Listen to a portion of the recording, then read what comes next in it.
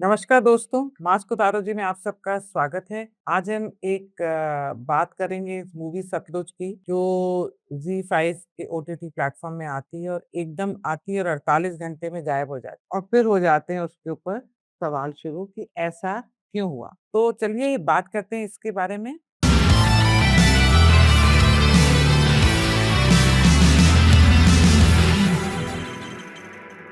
सतलुज एक ऐसी फ़िल्म है जिसने रिलीज़ होने से पहले ही सालों तक सेंसरशिप, डिलेज़ और टाइटल चेंज का भी सामना किया है। पहले इसका नाम पंजाब 95 था, फिर नाम बदला गया, थिएटर रिलीज़ में अटक गई, फिर ओटीटी प्लेटफ़ॉर्म पे रिलीज़ हुई, तो 2 दिन बाद ही इंडिया में इसको हटा दिया जाता है। तो लोग पूछ रहे हैं ऐसा क्यों? जी ने तो सिर्फ़ इतना कहा कि करंट डेवलपमेंट्स के चलते फ़िल्म को टेम्परेरी अनअवेलेबल कर दिया जा रहा है, लेकिन वो डेवलपमेंट्स हैं क्या? इसके बारे में तो बातचीत करनी चाहिए ना हमें। इसका जवाब किसी ने अभी तक साफ-साफ नहीं दिया। गवर्नमेंट ने भी नहीं दिया, ज़ी ने भी नहीं दिया। तो यहीं से स्पेकुलेशन शुरू हो जाती है। अब देखो मनगढ़ंत कहानियाँ बनेंगी अब फिर। ये film human rights activist Jaswant Singh Khalra की कहानी से प्रेरित बताई जाती है। उन्होंने पंजाब में इंसर्जेंसी के दौरान एलिज्ड इल्लीगल क्रीमेशंस और एनफोर्स्ड डिसअपीयरेंसेस को डॉक्यूमेंट किया था। ये भारत के इतिहास का एक बहुत ही सेंसिटिव चैप्टर है। और इसी सेंसिटिविटी ने इस बीच हमें लाके यहाँ पे खड़ा कर दिया है। अब आते हैं केपीएस गिल जी पे। बहुत से लोग गिल जी को पंजाब में मिलिटेंसी खत्म करने वाले पुलिस ऑफिसर के रूप में देखते हैं, मैं भी देखती हूँ। उनको सुपर कॉप भी कहा गया है। लेकिन दूसरी तरफ ह्यूमन राइट्स एक्टिविस्ट हैं और कई परिवार हैं जो उन पर उनके दौर की पुलिसिंग पर गंभीर आरोप लगाते हैं, एलिगेशंस में फेक एनकाउंटर्स का, इल्लीगल डिटेंशंस का और ह्यूमन राइट्स वायलेशन जैसे मुद्दे भी शामिल हो रहे हैं। ये आरोप कई सालों से पब्लिक डिबेट का हिस्सा हैं। पर मैं एक और चीज़ सबसे पूछना चाहूँगी कि जब भी बात होती है कि पंजाब में इतने मरे, इतनों को डिटेन किया, इल्लीगली उनको उठा लिया गया, ये कर गया, तो हमेशा सिखों की ही बात आती है कि सिख फैमिली से ये हो गया, ये करके। कितने हिंदू मारे गए, इसके बारे में क्यों नहीं बात करता कोई? क्यों? इसके बारे में भी तो कोई बात करे। पर कितनी हिंदू फैमिलीज़ थी जो केपीएस गिल जी को बहुत ही ज़्यादा आदर और सम्मान करती हैं, सम्मान देती भी हैं। क्योंकि उनको लगता है कि वो लोग जो बचे वहाँ पे खालिस्तान मूवमेंट के टाइम पे जो बचे वहाँ पे, तो वो इसीलिए बचे क्योंकि केपीएस गिल साहब वहाँ पे थे। तो अब बात करते हैं आगे इसी मूवी पे कि जब एक फ़िल्म इस दौर को दिखाती है नेचुरली केपीएस गिल की इमेज भी एक पर्टिकुलर पर्सपेक्टिव से सामने आती है। तो he was not a ब्लडथर्स्टी crazy policeman. उन्होंने पुलिसमैन की फैमिलीज़ के साथ जब मरने लगी थी, तो इन्होंने उतनी ही ब्रूटैलिटी से फिर उस चीज़ का सामना किया और he understood Jack Sick better than anybody could ever understand Jack Sick. उनका मुद्दा क्या था? तो पंजाब तो अभी और सदियों तक मतलब 10-20 साल तक और जलता रहता अगर केपीएस गिल नहीं होते। उन्होंने रियलाइज़ किया कि इस पूरे मोमेंट में कितने पुलिसमैन, कितने इनोसेंट पुलिसमैन भी मारे गए। तो उन्होंने फिर उसी तरीके से जब उन्होंने देखा इतने पुलिसमैन मारे जा रहे हैं, उनकी कोई गलती नहीं है और जो पुलिसमैन दिखा उसको उड़ा देते थे या उसको मार डालते थे। तो उन्होंने भी फिर उतनी ब्रूटैलिटी से उसका अटैक किया, उनको अपने लोगों को भी बचाना था। जस्टिफाइड है कि नहीं ये आप लोगों को डिसाइड करना है। मैं आपको बता रही हूँ कि उन्होंने ऐसा क्यों किया। वो ये तो एक ऐसा मुद्दा है बहुत ही सेंसिटिव है। किसी भी हिस्टोरिकल फ़िल्म का पर्सपेक्टिव और हिस्टोरिकल फैक्ट एक ही चीज़ नहीं होते हैं। फ़िल्म इंटरप्रेट कैसे हो रही है वो भी होता है, कैरेक्टर को नेगेटिव या पॉज़िटिव दिखा रहे हैं। आपको ये नहीं प्रूव करता कि वही पूरी सच्चाई है, वही पूरी कहानी है। तो फिर क्या इसी वजह से फ़िल्म हटाई गई? पूछ रही हूँ मैं आपसे। इसका कोई ऑफ़िशियल कन्फर्मेशन नहीं है, बिल्कुल भी नहीं आया कि क्यों हटाई गई। रिपोर्ट्स में ये ज़रूर आया है कि अथॉरिटीज़ को पहले से फ़िल्म के कुछ हिस्सों पर ऑब्जेक्शन था, तो तभी तो थिएटर में रिलीज़ नहीं होने दी। इतने सारे कट्स भी सजेस्ट किए गए थे।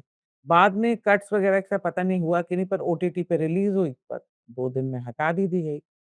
कोई एनोनिमस सोर्सेज़ भी वो कह रहे हैं कि फ़िल्म के कुछ जगहों पे एंटी इंडिया फोर्सेस के प्रोपेगेंडा के लिए मिसयूज़ हो सकते थे इसलिए हटाई।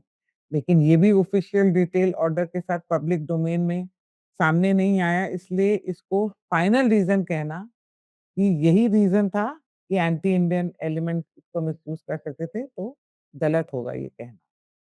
अगर किसी फ़िल्म से आप सहमत नहीं हैं, तो उसका जवाब क्या बैन होना चाहिए या डिबेट होना चाहिए? क्या डेमोक्रेसी में अनकम्फर्टेबल हिस्ट्री पर बात होनी चाहिए? मैं आपसे पूछ रही हूँ। ये फिर या फिर कुछ चैप्टर्स को हमेशा के लिए बंद कर देना चाहिए, ऐसे बस कि अब मत डिस्कस करो।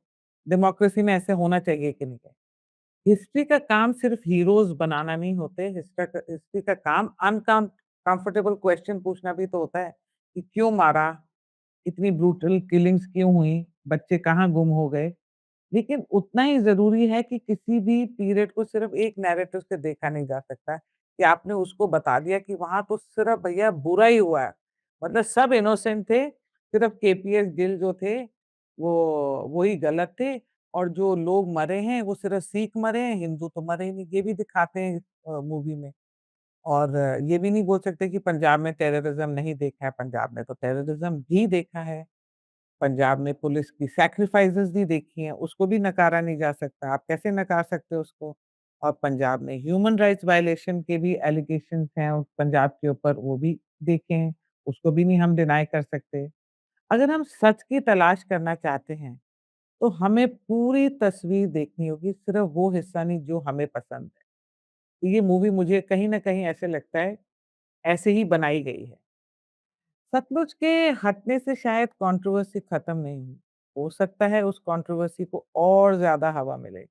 तो let's debate it, let's discuss it ये डेमोक्रेसी का बहुत एक अहम हिस्सा है और इसी के कारण सबसे बड़ा सवाल ये उठता है कि ट्रांसपेरेंसी क्या है?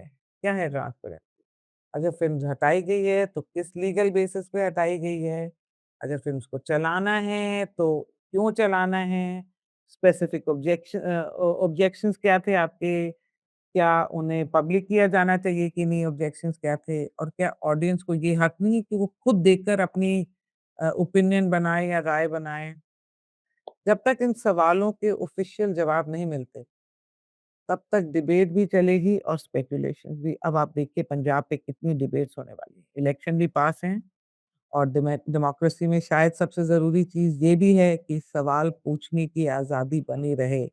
जी हाँ।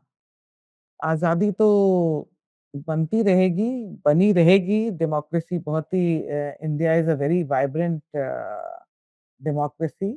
पर मैं फिर भी कहना चाहूँगी क्योंकि पंजाब के इलेक्शन पास हैं, जो मुझे जितना समझ आया है पढ़ने के बाद सब कुछ, कि पंजाब के इलेक्शंस इतने पास हैं, तो कहीं इसका कुछ रिवर्स इफ़ेक्ट ना हो जाए या अ, बहुत सेंसिटिविटी है इस पूरे फ़िल्म में, तो उसका कोई गलत इफ़ेक्ट ना हो जाए। तो government knows better national security देखते हैं। वो पंजाब में भी देखेंगे कि फिर से इंसर्जेंसी ना हो जाए या केपीएस गिल को भी जिस तरीके से उनको जैसे कि सॉरी केपीएस गिल जी को जिस तरीके से विलेन दिखाया है इस मूवी में, वो भी कहाँ तक सही है, इसके ऊपर भी सरकार को अपनी ऑब्जेक्शन होगी। तो देखते हैं अब क्या होता है, अब रोज़ ही अब सुनिएगा अब आप सरकार को बोला जाएगा फैसिस्ट और बोला जाएगा हमें आज़ादी नहीं है, तो ये नहीं है, तो वो नहीं है। चलिए देखते हैं क्या होता है और पंजाब इलेक्शन पास हैं, तो अब बहुत ही इंटरेस्टिंग हो जाएँगे पंजाब के इलेक्शन भी और देखते हैं इसको ऑपोज़िशन किस तरीके से लेती है और स्पेशली जो वहाँ की रूलिंग पार्टी है भगवंत मान जी की और अरविंद केजरीवाल जी की आप पार्टी है जो पंजाब में, देखते हैं कि वो क्या इसका कैसे इसको तोड़ते हैं या सेंटर का साथ देंगे, तो देखते हैं कि क्या होता है। उन लोगों को ज़्यादा सेंटिमेंट्स पंजाब के पता होंगे, ज़मीनी सेंटिमेंट, तो देखते हैं क्या होता है। नमस्कार and do like, share and subscribe to my channel.